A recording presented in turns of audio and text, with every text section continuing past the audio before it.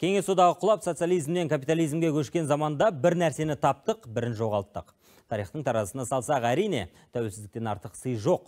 Десе де, сол 90-шы жылдардың басында еліміздегі кішігірім қалалардың басына бұлт үйірілді. 1999 жылдан бері санасақ, моноқолалардағы тұрғындар саны 2 есеге азайған.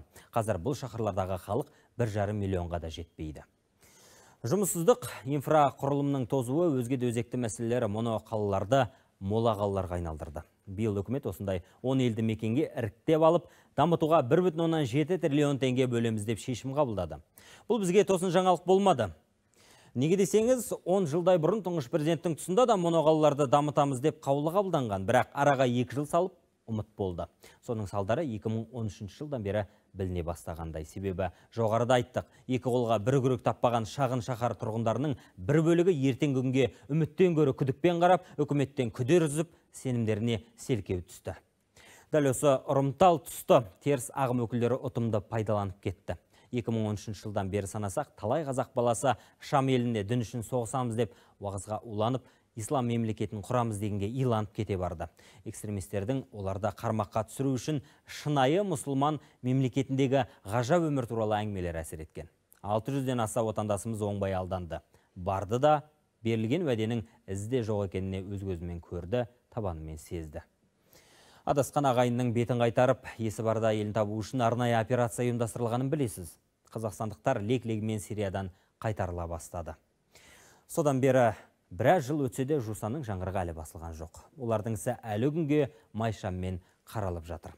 Жақында Ұлытау облысы Сәтпаев аудандық соты 2016 жылы отбасымен Сирияға барып, Қазақстанда тыйым салынған Даиш құрамында болған азаматқа қатысты үкім шығарды. Лаңкестермен қатар жүріп терроризмді насихаттаған ол 6 жылға сотталды.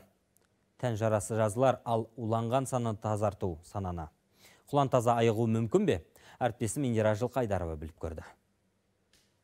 Өз көзімізбен көрдік. Енді мынау алдау арба болды ғой жалпы. Бізге айтқанымен бұл нәрсе, обещать еткен нәрсе болмады да, тұратын жер болады. Нуждаться ни в чем не будете деді. Мир, спокойствие болады деді. Өз көзімен көргесін бұл ислам діні емес мүлдем. Бізді алдап қойған, мысалы Америка бару бізге оңай болды да, одан шығу бізге өте қауіпті болды. Бұл Нұржамал Юсупова 2014 жылы отбасынан бақыт таппай ажырасқан атыраулық келіншек намазға келіп интернеттен ілім іздейді.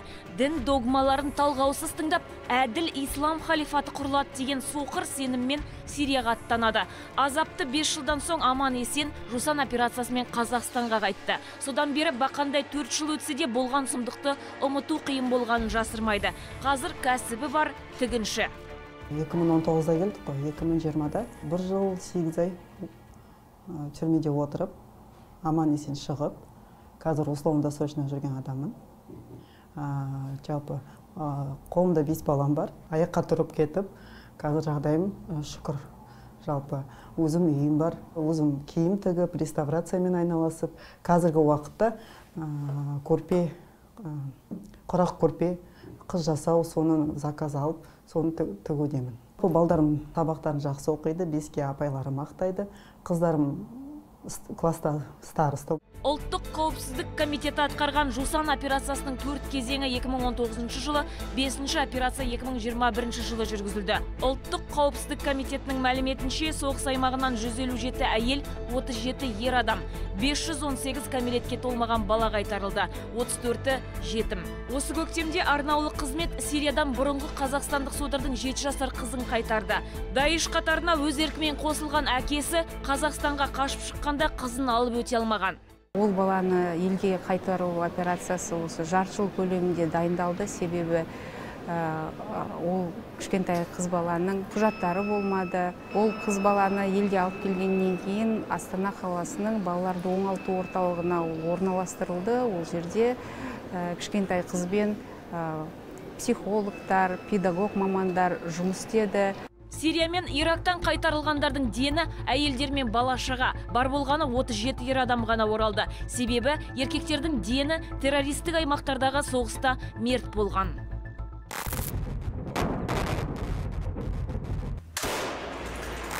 Жаза басу жазадан босатпайды. Оралған жігіттердің барлығы экстремистік пиғылдар үшін қазір түрмеде отыр. Сириядан келген содырлардың алғашқы легі 2019 жылдың соңында сотталды. Олар кемі 8 жылға, көбі 14 жылға бас бостандығынан айырылды. Барлығы 25-50 жас аралығындағы 50-ден астам адам қамауға алынды.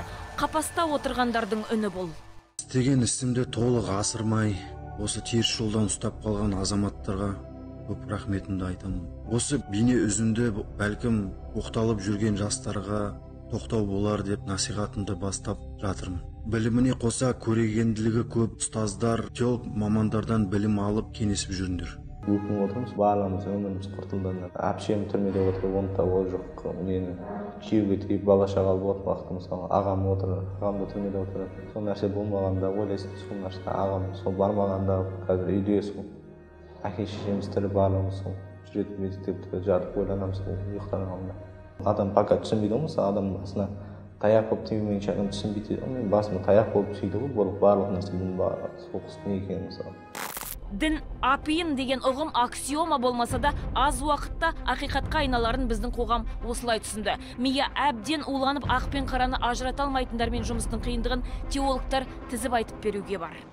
Они, когда выезжали туда, бұл жерде мәселе олардың кім болып оралғандығы емес, олардың қандай идеямен сол жаққа барғаны. Олардың миынан сол радикалдық идеяны өшіру оңай емес. Имамдар, теологтар бәрі әлі күнге жұмысты жалғастырып жатыр. Мәселен, түрмеге отырған 37 еркектің 40% ғана әзірге өздерінің өкінетінін айтып, қателік қылғандарын мойындады. Қалыпты өмірге қайтару, бейбіт өмірге бейімдеу. Шам елінен қайтқан 157 әйел психологиялық оңалтудан өтті. Кондитер, шаштараз, массаж жасаушы, тігінші секілді мамандықтарға бейімделді. Жұмысқа орналастырылды. Сняли себя хиджабы. Психологтармен жұмыс жасалған соң көбісі қара жамылғыларын шешті. Бір бөлігі хиджабтарын қалдырды. Бұл жерде идеология дегеннің сұмдық орасан күш екенін айту керек. Қанша түсіндірсек те адамның санасын кейде өзгерту қиын. Десе де көпшілігін қалыпты өмірге қайтардық. Оларға жұмыс берілді. Психологтардың айтуынша оралған бейкүнә балалардан келер қауіп жоқ. Себебі олардың санасы бекіп үлгермегендіктен өткенді тез ұмытады. Кез келген ортаға жеңіл бейімделеді. Мен есімде қалғаны, ол кішкентай қызды біз алып кетер кезде тек араб тілінде сөйлейтін ол қыз. Оңалту орталығын алып келгеннен кейін 2 аптадан кейін біздің қызымыз өзінің ана тілінде сөйлеп кетті.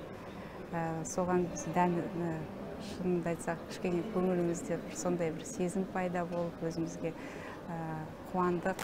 Ал ересектермен жағдай басқаша, күрделірек. Сонымен Сирия мен Иракта қазір қанша қазақ жүр, оны ешкім білмейді. Жусан операциясы енді жалғаса ма, жоқ па, бұл да белгісіз. Десе де, мысықтілеу миссионерлердің ел аумағына кіруіне тыйым жоқ. Сол себепті де теологтар қауіп сейілген жоқ деп отыр. Дәстүрлі әрі дұрыс дін жайлы сауатты ақпаратты көбейту керек, күшейтуге тиіспіз дейді теологтар. Радикализмнің алдын алу деген нәрсені уже айта алмаймыз. Өйткені ол өтіп кетті.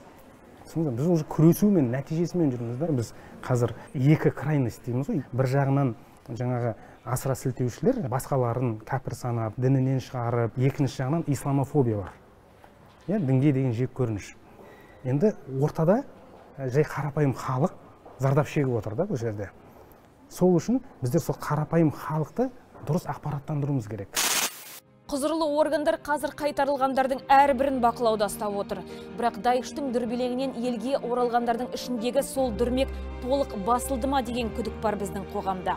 Ал бір жағынан адасқанның айыбы жоқ, қайтып үйірін тапқан соң деп кешірімді қоғам оларды ақтап алуға да әзір. Тек сол кешірімнің кесірі болмаса дейсің. Индира Жылқайдарова, Қанат Әбілдин, Самат Сулейман, Жеті күн.